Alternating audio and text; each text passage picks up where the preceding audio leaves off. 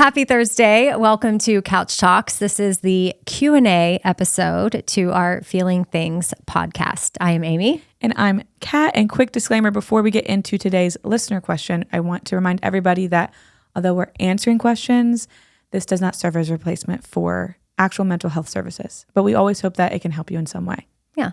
And sometimes the questions are light, sometimes they're heavy. Yeah. I would say today's is medium, but it's a serious life decision, and the questions aren't going to always specifically relate to you, but you never know what we're going to say because it could be applicable. We could go on a tangent that in a lot of areas applies to you. You never know what's going to happen.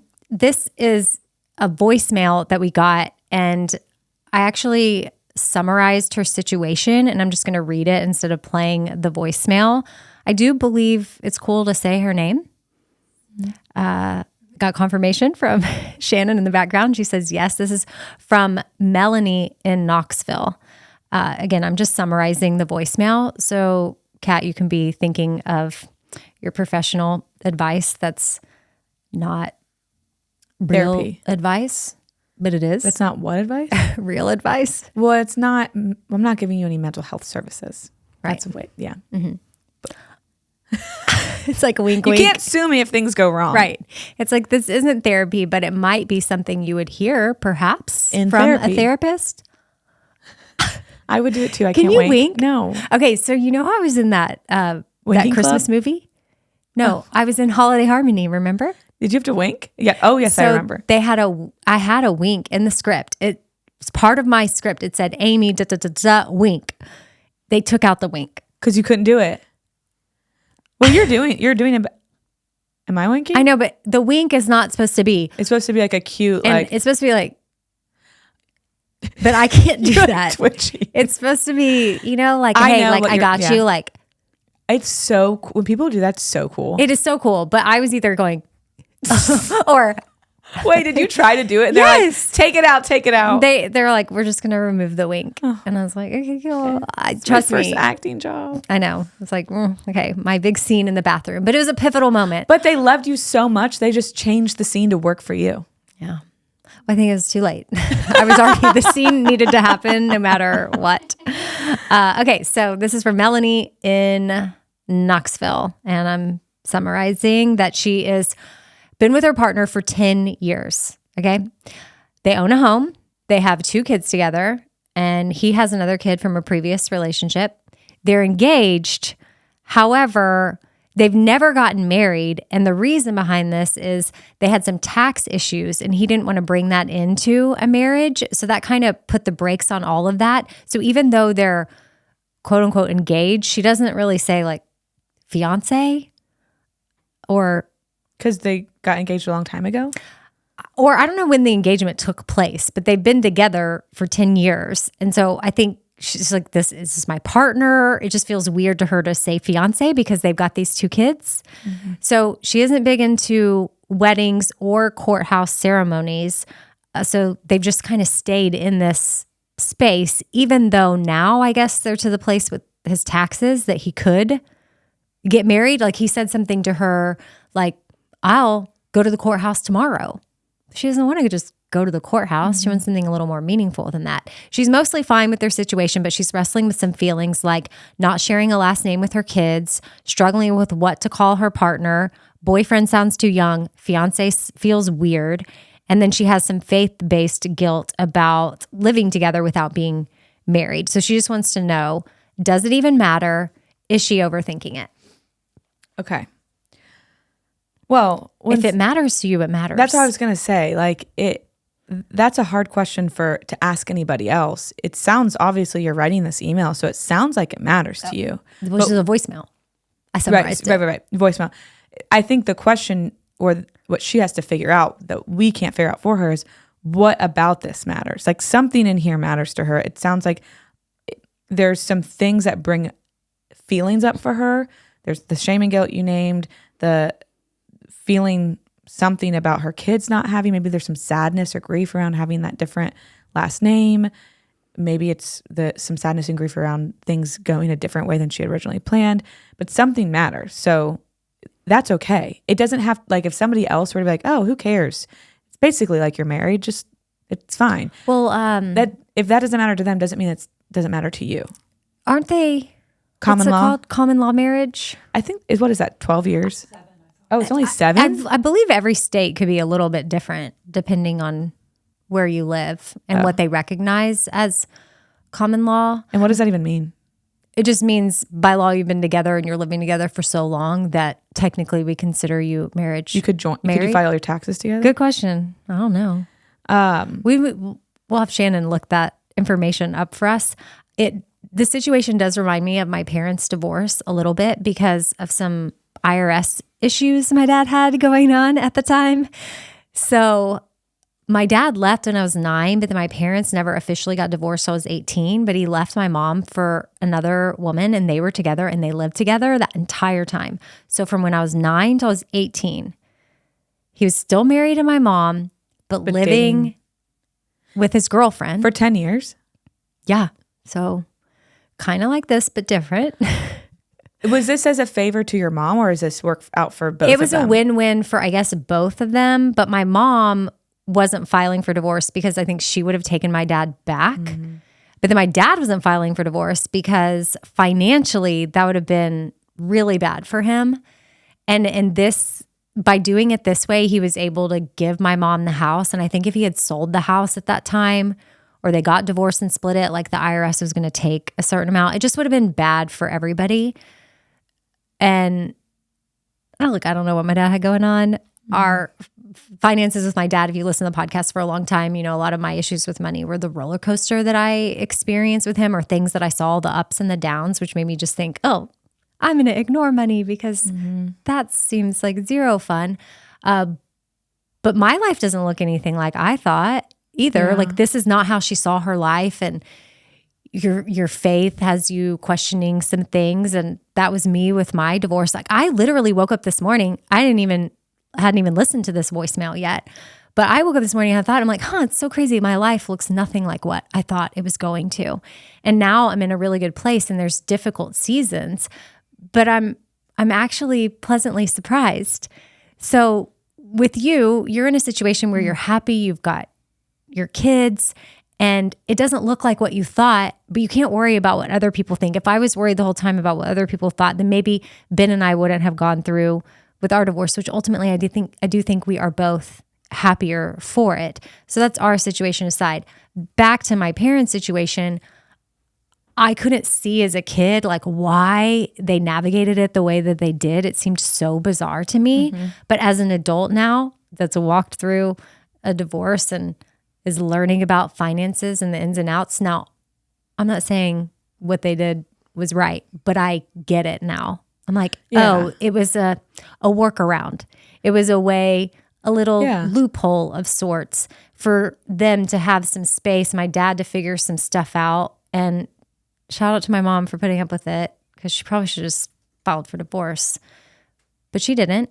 And then I guess my dad's girlfriend, she understood what was going on. So then she's fine with my dad legally staying married to my mom, and then they're living together. I don't know what kind of shady business is going on up in there. So do they file their taxes every year together? My parents? Yeah. Good question. I don't know. That's interesting. Now they're both passed. I can't ask them things like that. But yeah, who knows? I know that my dad would write my mom checks every month, but they had because they were not legally divorced, they had no court saying, this is how you're handling kids. I lived with my mom the entire time. There was no custody with my dad, no agreement. I didn't have to be with him a certain amount of time. I saw him when I wanted to see him. Wow. But I was always with my mom. I've never thought about that. Like, because they weren't divorced, there was no like, he gets to have you guys or he has to pay this amount. No, they just agreed on an amount that I guess made sense. And then he did that and then was like, y'all can stay in the house. I'll leave. And then he took care of things for me. Like when I turned 16, he got me a car and then he paid for my gas. He should have made me get a job is what he should have done. I didn't though. I didn't get a job. Why should he have made you get a job? My senior year, I ended up being a nanny, so I earned money that way. But I don't know. There's things that I wish he would have done differently to teach me about money and taking care of myself. well- But I think he had some guilt about, well, if I'm not showing up for her in this way, then I'll show up like sort of, well, okay, here's a car and here's a gas card. And then he paid for my college. And I just didn't have a lot of responsibility that I wish I would have had. And I think because I was the youngest, because my sister, she's 4 years older than me and she remembers it differently. Like she had jobs, like she was a waitress. And I mean, I was a hostess for 6 weeks. Does that count? But you're thinking. But she had a different experience. You're also thinking because I had a job from the second I turned 16, could get a job, I had a job.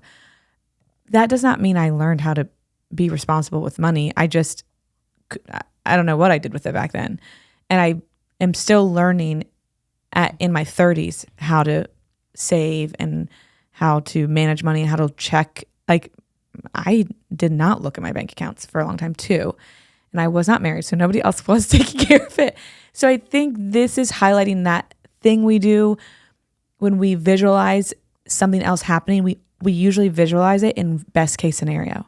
So I wish you would have made me get a job. Then I would have known X, Y, Z, and I would have done this, this, and this. We don't know that. You could have gotten a job and spent that money on drugs. Oh gosh. Okay. Like, I don't know. Yeah, like you're sometimes right, kids, when they have too much Right. money, that's when they have disposable income. When they have, like, we don't know. I don't know that that's where you would have gone. I could have gotten that job at that heavy machinery place and lost my arm. Exactly. Like, could have been the best case you're right, scenario, you're you right. can't, that's I was really thinking about that. But did you know when I took one of those tests in high school that tells you what kind of job you're supposed to have, it told me I should work with heavy machinery.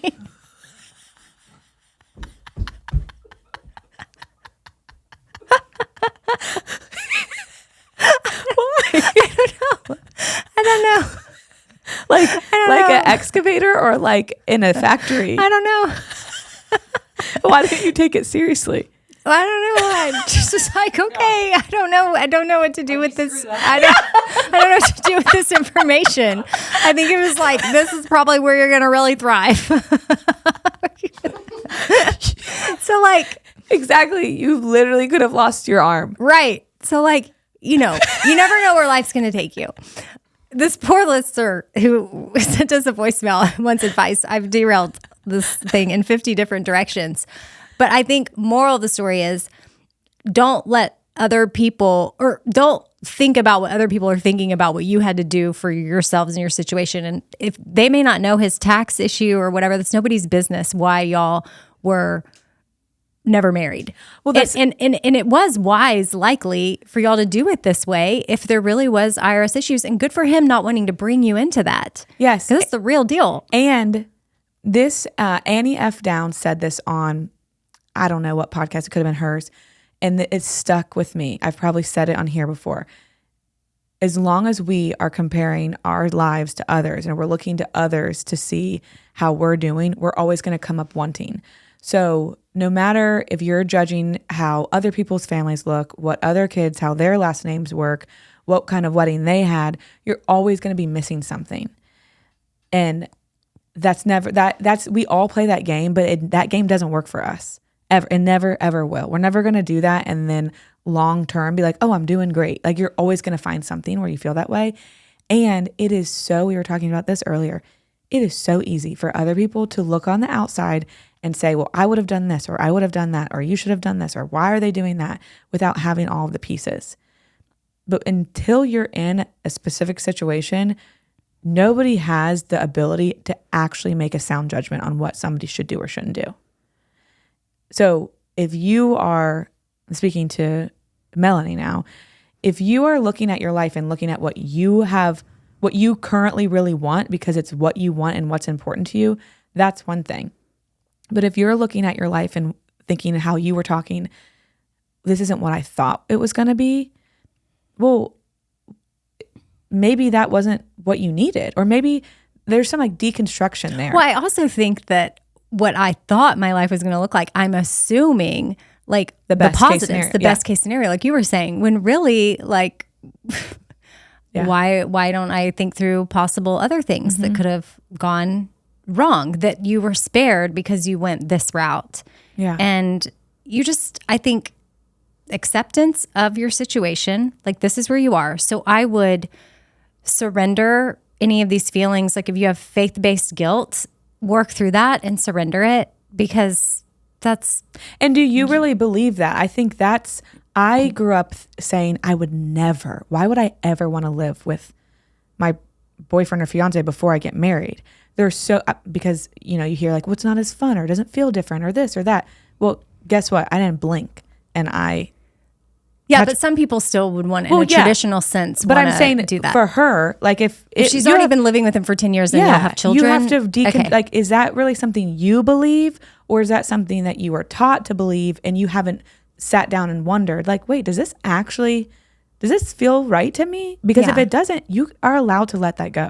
Yeah. And I think letting beliefs we have held for a long time is really hard. Really hard. And I think that if she does want to get married, which sounds like that is important to her, she just doesn't know what type of wedding she wants to have. Like, this is a beautiful thing that you have your kids, his kid from a previous relationship. Yeah. Y'all have this family. Y'all can create something special, create a celebration.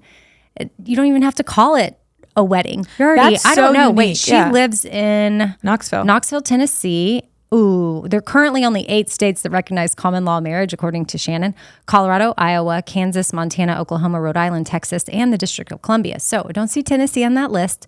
So maybe you're not common law marriage, but either way. But that's cool. Or that aside, to be able to, what other kids can be like, yeah, I went to my mom and dad's wedding and I remember it. Yeah. And I got to be a part of planning it. And it was this big celebration. And we each thought of little special things we wanted to include, or things we wanted to say, or a tradition you wanted to start on that day. And then every year, as part of that anniversary, you do some sort of family tradition together. And I would just look at the gifts that have come from this 10-year relationship. And thankfully, sounds like he's done with all the IRS mess. So be thankful and have gratitude that is behind you and you weren't drug into it. Because you know what? Some guys would or girls would hide it and not say anything, marry you, and then be like, oh yeah, BT dubs. I'm going to jail. Right. So I owe the IRS 200,000 or something like that. Yeah, that happens. Anyway, I hope this was helpful. And we learned something new about Amy. Yeah. If things don't work out here, you know where to find me. In the heavy machinery. So good luck with that, Melanie. We can't wait to hear. We would love an update of what y'all decide to do to celebrate your relationship, because that's what this is, and to make it official, because you deserve that. I think that deep down, that is something that you want and that would be important to you. So figure out a way to do that and include everybody and the people that you love, and surrender the rest. Email us, call us, whatever. 877-207-2077 is the number. And then Hey There at Feeling Things Podcast is the email. Put Couch Talks. Oh, yeah. In the subject. And then let us know if we can say your name or not. If you want to be anonymous, just say that. And also follow us on socials and YouTube. We are Feeling Things Podcast. And we hope you have the day you need to have. Bye. Bye.